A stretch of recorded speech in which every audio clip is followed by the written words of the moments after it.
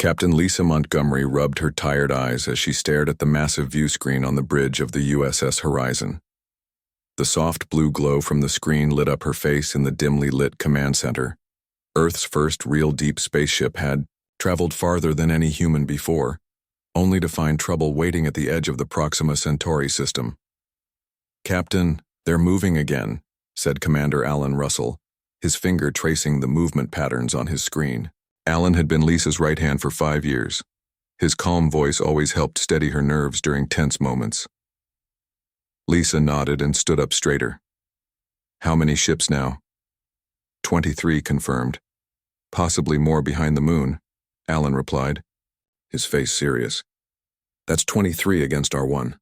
The aliens called themselves the Vex. From what Earth scientists could tell, they were a hive mind species that built their ships and technology from living crystal.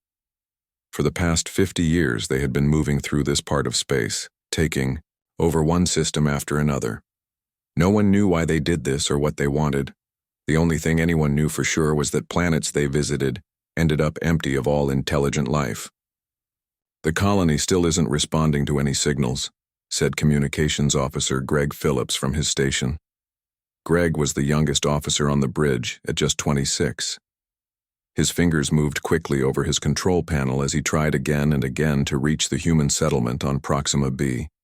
It's been 3 weeks since their last message. Science Officer Olivia Ward looked up from her screens. Her long red hair was tied back in a neat bun, and worry lines creased her forehead. "Based on the patterns I've studied, the Vex shouldn't have reached this system for another 2 years. They've changed their behavior." Lisa walked slowly around the circular bridge, touching the back of each crew member's chair as she passed. The USS Horizon carried 320 people, the best and brightest Earth had to offer. But they weren't a warship. They were explorers, scientists, and diplomats. "Everyone remember why we're here," Lisa said, her voice firm but gentle. "Earth sent us not as fighters, but as witnesses. Our job is to observe and report back." The Vex ships formed a perfect pattern in space, like a giant snowflake made of sharp-edged crystal vessels. The pattern blocked any direct path to the human colony on the planet below. 3 weeks earlier, the 10,000 colonists had sent out an urgent call for help before all communication stopped. "Captain, we're being scanned," reported Security Chief Steve Bennett. His muscular frame tensed as he watched enemy sensors probe their ship. "Should I raise shields?" Lisa shook her head. "No. Let them look. We have nothing to hide." The tension on the bridge was thick enough to cut with a knife. Every crew member knew what the Vex had done to other worlds. The stories that had reached Earth told of entire civilizations that simply disappeared, leaving behind only empty cities and dead technology. "They're hailing us," Greg suddenly announced, his voice cracking slightly before he controlled it. "Audio and visual." Lisa took a deep breath and straightened her uniform. "On screen." The main view screen flickered, and the bridge crew got their first real look at a Vex. The alien commander appeared to be made of the same crystal as its ships. Its body had many flat surfaces that caught and reflected light, making it shine like a diamond. Where a face should be, there was a collection of smaller crystal shards that moved and rearranged as it spoke. Inside its transparent body, colored lights pulsed and moved like blood through veins. When it spoke, the sound was like music played badly, beautiful but wrong somehow. The ship's computer quickly translated. "Your presence is unexpected. This system is being assimilated. Depart or be destroyed." The voice had no emotion, no rise or fall. It stated these terrible things as simply as someone might read a shopping list. Lisa stepped forward, making sure she stood tall despite being afraid. "I am Captain Lisa Montgomery of Earth. We've come to observe your activities in this system, particularly regarding our colony." The lights inside the Vex commander pulsed faster. "Observation serves no purpose. Your colony will be absorbed like all others. Your single vessel poses no threat." "We're not here to threaten," Lisa replied calmly. "Just to watch." The crystal face pieces shifted, forming what might have been a look of confusion. "Watch? Explain this watching." Behind Lisa, the bridge crew exchanged glances. This wasn't what they expected. Most alien races they'd met understood the concept of observation. It's what humans do, Lisa explained, allowing herself a small smile. We observe. We learn. We remember. Chief Engineer Frank Collins whispered to Olivia, "Is it just me? Or does it seem confused by this?" Olivia nodded slightly. The hive mind structure might not separate watching from doing. Interesting. The Vex commander was silent for a long moment. The lights inside its body changed from blue to a reddish color. When it finally spoke again, the translator noted a change in its tone. "Depart or be destroyed," it repeated. But something was different. It sounded less certain. Lisa took another step toward the view screen, her eyes locked on the alien figure. "No," she said simply. "We came to watch. So we'll watch." The silence that followed stretched for nearly a minute. No one on the bridge moved or spoke. They all watched as the crystal being seemed to struggle with this response. Finally, without another word, the connection cut off, leaving only the view of the Vex fleet hanging in space before them. "Well?" Alan said, breaking the silence. "That was different." Lisa turned to face her crew. "Everyone to your stations. Olivia, I want every sensor we have recording everything those ships do. Greg, make sure all data is being transmitted back to Earth in real time. Frank, keep our engines ready for quick movement if needed."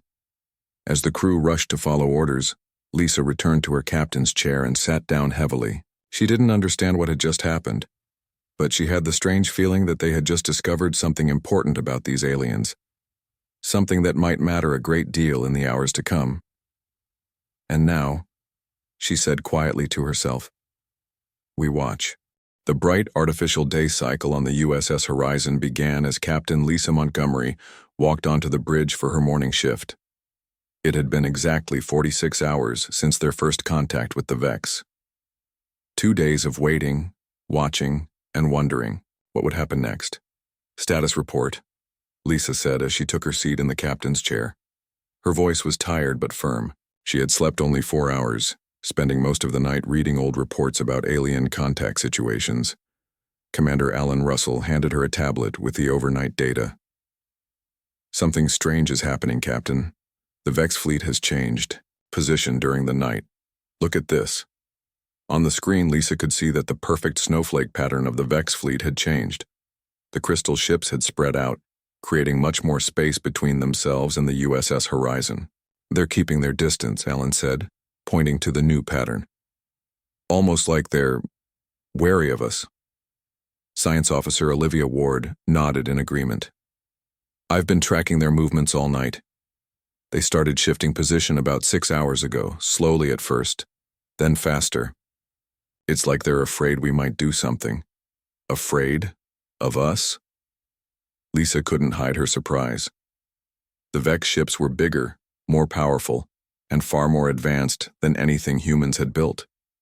Their weapons could destroy the Horizon with a single blast. "That makes no sense." Just then, Chief Engineer Frank Collins called up from engineering. His face appeared on a small screen near Lisa's chair. Dark circles under his eyes showed he hadn't slept either. "Captain, you need to see this data," Frank said excitedly. "Our quantum sensors are picking up unusual communication patterns between the Vex ships. There's way more back and forth than yesterday. Their hive mind seems agitated." Lisa frowned. "Send the data to Olivia's station for analysis." As Olivia began studying the new information, Communications Officer Greg Phillips spoke up. "Captain, I've got a secure transmission from Earth. Admiral Harper wants to speak with you right away." "I'll take it in my ready room," Lisa said, standing up. "Alan, you have the bridge." In her small private office just off the main bridge, Lisa activated the secure channel. The face of Admiral Diane Harper appeared on the screen. The older woman's gray hair was pulled back in a tight bun, and her uniform was perfectly pressed despite the early hour on Earth. "Captain Montgomery, how are you holding up out there?" the Admiral asked. "We're managing, Admiral," Lisa replied. "The Vex haven't made any aggressive moves yet. In fact, they seem to be pulling back slightly." Admiral Harper nodded. That matches what we're seeing from our long-range scans. The surveillance satellites we positioned near Proxima Centauri are sending back interesting data. The screen split to show images of the Vex fleet and data charts. Even across the light years, Earth was watching everything that happened. I've just finished briefing the World Security Council, Harper continued. They're very interested in your implementation of Protocol Witness. Lisa had almost forgotten about that part of their mission. Protocol Witness was a new strategy developed by Earth's xenopsychology team, a plan based on the idea that sometimes just watching could be more powerful than fighting. The Vex have conquered 12 star systems that we know of, Harper explained, her voice serious. We've studied the reports from refugees. Each time they use the same pattern: overwhelming force against societies that either tried to fight or tried to run away. The Admiral leaned closer to the screen. But they've never encountered a species that simply watches. Back on the bridge, Lisa shared this information with her senior staff. They were gathered around the central table, looking at the latest scans of the Vex fleet. So our plan is to just stare at them? Security Chief Steve Bennett asked, clearly not convinced. His hand rested near his weapon, as always.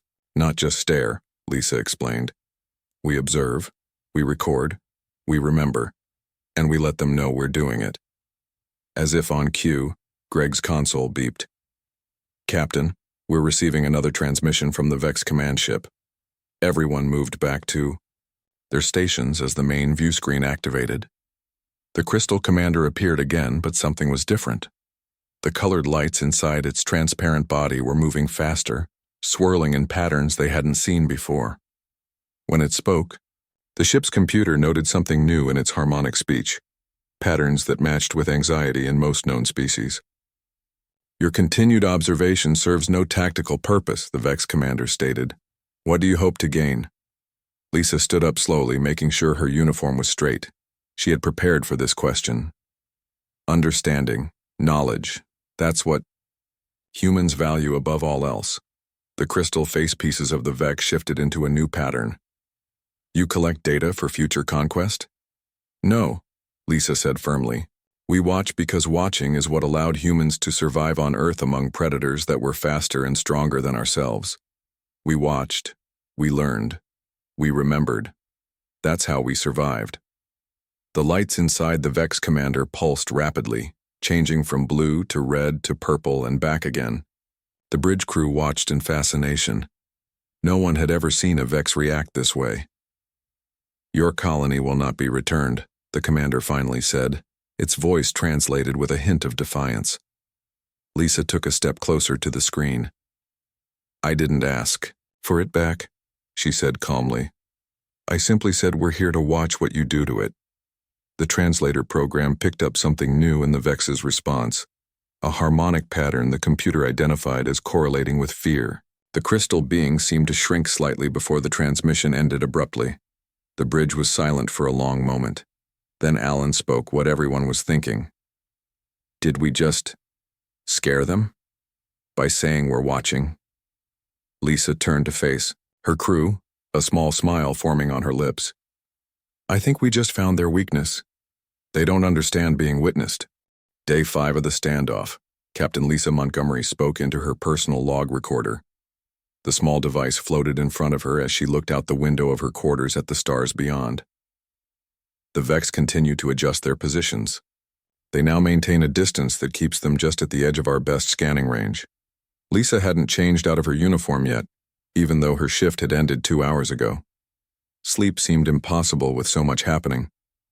She took a small sip from her coffee mug, grimacing at the cold, bitter taste. A soft beep from her door broke her thoughts. Come in, she called, turning away from the window. Commander Alan Russell entered, carrying a tablet. His usually neat, brown hair was messy and he looked as tired as she felt. You should be sleeping, Lisa said with a small smile. Alan shrugged. So should you. He handed her the tablet. But I thought you'd want to see this right away. Lisa looked at the screen, and her eyes widened. The data showed the Vex ships moving again, this time in a very specific pattern. They're pulling back even further, she said, surprised. Why? We haven't done anything threatening. That's not all, Alan said, taking back the tablet and swiping to a new screen. Olivia's sensors just picked up movement on the colony world. The Vex ground forces are loading back onto their ships. Lisa set down her coffee mug with a sharp click. Are they leaving? Just like that? I don't know, Alan admitted. But something's definitely spooked them. 5 minutes later, Lisa strode onto the bridge, followed by Alan. The night shift crew straightened in their seats as she entered. Report, she ordered, looking at the main view screen where the Vex fleet was clearly visible, their crystal ships glowing against the blackness of space. Science Officer Olivia Ward turned from her station, her tired face brightening with excitement. It's confirmed, Captain. The Vex are withdrawing ground forces from the colony, and there's something else. Our deep space monitors show their communication signals have changed. The hive mind appears to be arguing with itself. Arguing? Lisa asked. I thought they were a single mind. That's what we believed, Olivia explained, pushing her red hair back from her face. But look at these patterns. Different signal groups are sending contradicting commands. It's like they're having an internal debate. Communications. Officer Greg Phillips spoke up from his station. Captain, we've been transmitting all our sensor data back to Earth as ordered. The live feed has over 3 billion viewers right now. Lisa nodded. Earth had been watching everything through the Horizon's eyes. Every Vex movement, every communication pattern, every energy signature, all recorded and analyzed not just by the crew, but by billions of humans across the solar system. The Vex know we're transmitting to Earth? She asked. Yes, ma'am, Greg confirmed. They've been monitoring our outgoing signals since day one. Intelligence Officer Paul Martinez stepped forward from the back of the bridge where he'd been quietly analyzing data. His dark eyes were serious as he handed Lisa a report. Captain, I think I understand what's happening, he said quietly. The Vex are afraid of being watched because they've never experienced it before. Their hive mind evolved in deep space, far from other intelligent species. In their entire history, they've never been observed by an outside intelligence that didn't immediately either attack them or try to run away. Lisa considered this. So us just sitting here watching them is completely outside their experience, Paul finished. And now they know it's not just us watching. It's billions of humans back on Earth, too. The bridge fell silent as everyone thought about this. Then a beep from Greg's console broke the moment. The Vex commander is hailing us again, he reported.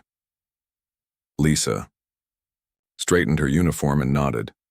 On screen, the crystal being appeared, its transparent body now showing swirls of purple and yellow light, colors they hadn't seen before. Its voice came through the translator with new harmonics that the computer struggled to categorize. Your observation techniques are disturbing, the Vex commander said. The translator added a note that the tone indicated significant distress. You make no demands. You issue no threats. You simply remember. Lisa stepped forward, looking directly at the alien being. That's humanity's greatest strength, she explained calmly. Not our weapons or technology, but our capacity to observe, remember, and share those memories with each other. Anything you do here becomes part of our collective memory. The lights inside the Vex commander's body dimmed slightly. Your species uses memory as a weapon. Lisa shook her head. Not a weapon, a teacher. Everything we see teaches us something new. What will you learn from watching us destroy your colony? The Vex asked, its crystal face pieces shifting into what might have been a threatening pattern. Lisa didn't flinch. How to ensure it never happens again, she said, her voice steady and her eyes never leaving the alien's faceted face. The transmission ended abruptly. The bridge crew looked at each other in silence. They're scared of us learning from them, Olivia said finally, wonder in her voice. Not of us fighting them, but of us learning from them. Lisa walked slowly to the center of the bridge. The Vex consume worlds for their resources, taking everything they can use. But what they're really afraid of is being consumed themselves, not physically, but mentally. They fear being understood. Back on the view screen, the Vex ships continued their slow retreat from the planet below. Sensor data showed that more and more ground forces were returning to their ships. They've never met anything like us before, Lisa continued, looking at her crew. A species that values knowledge above power. That remembers everything it sees. That shares those memories with billions of others. Security Chief Steve Bennett whistled low under his breath. So, our superpower is paying attention? Lisa smiled. And remembering what we see, and sharing those memories. She turned to Greg. Make sure the feed to Earth stays clear. I want every human who can access a screen to see what happens next.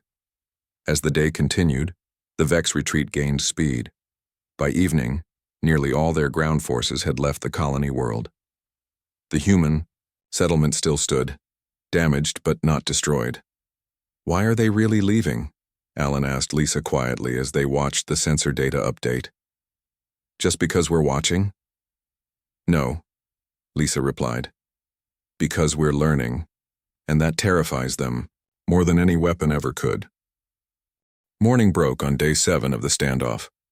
The artificial lighting on the USS Horizon shifted from night mode to day mode, bathing the bridge in warm light that mimicked an Earth sunrise.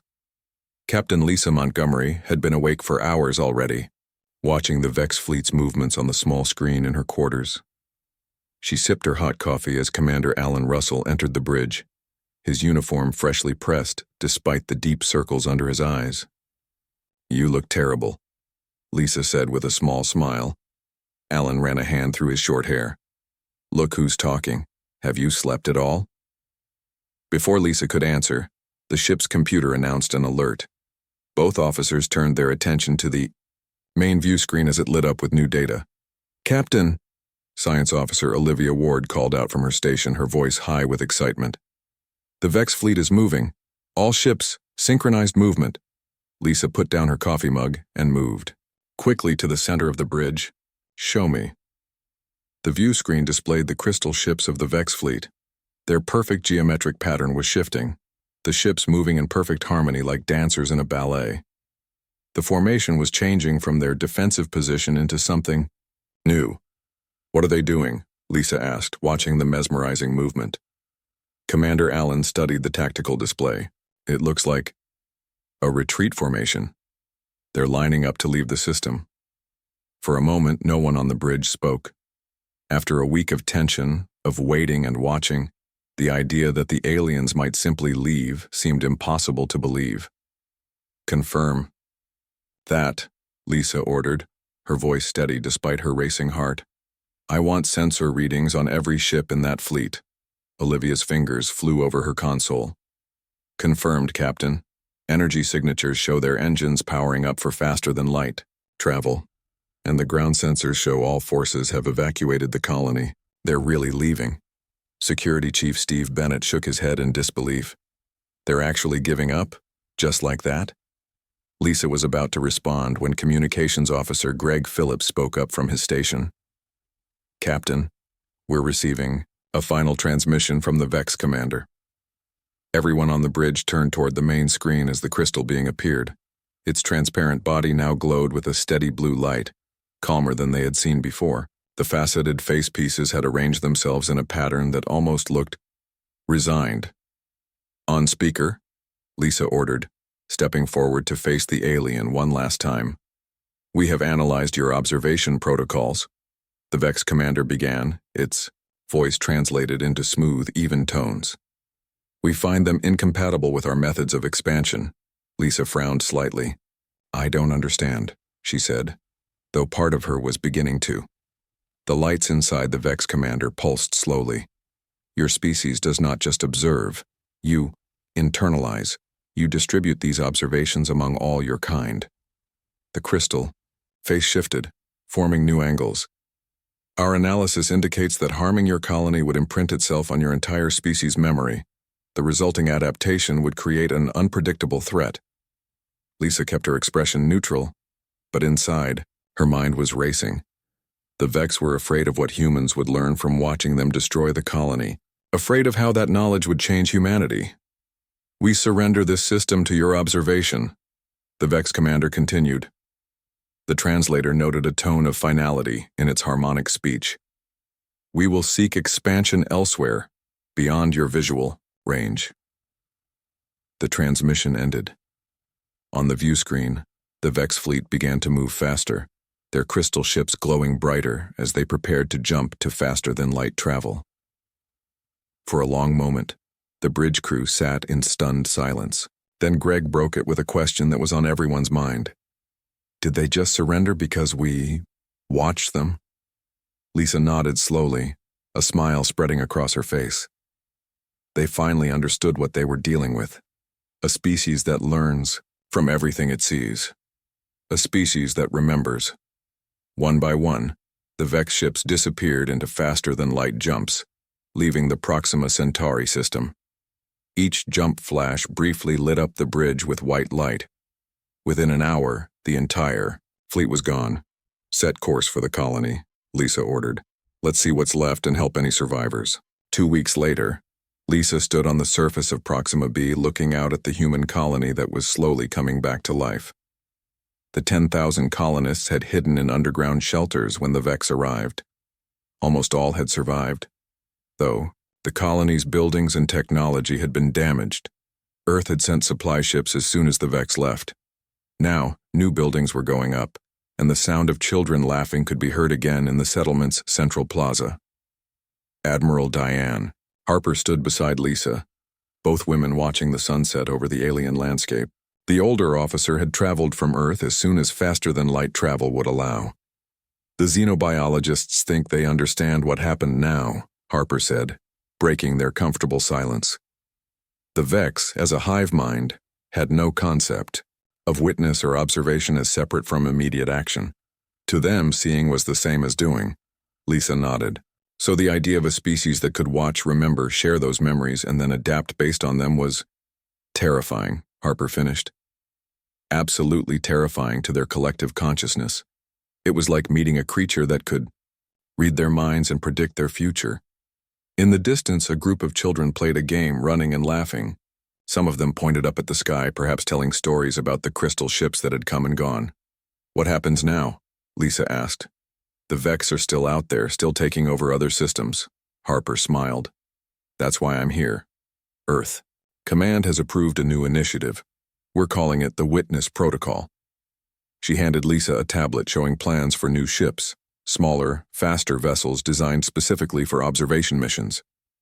We're going to follow the Vex, Harper explained. Not to fight them, not to stop them directly, just to watch, to learn, to remember, and to make sure they know we're doing it. Lisa smiled as she looked at the plans. They'll hate that. Exactly, Harper agreed. And maybe, just maybe, it will make them think twice before they take another world. 3 days later, Lisa stood before the graduating class at the Space Academy on Earth. Hundreds of young officers in crisp uniforms looked up at her as she prepared to give the commencement address.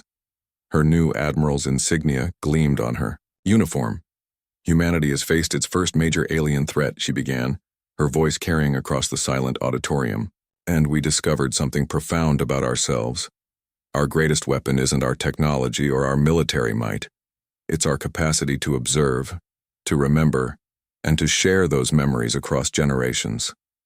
She paused, looking out at the eager faces that would soon be serving on ships throughout human space.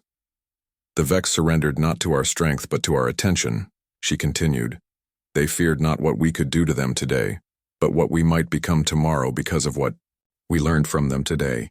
Lisa stepped away from the podium, speaking directly to the graduates. As you go out among the stars, remember this lesson. Sometimes the most powerful thing you can do is simply show up and pay attention. The auditorium erupted in applause. As Lisa looked out at the future of humanity's Space Force, she knew that the Vex had taught humanity something valuable.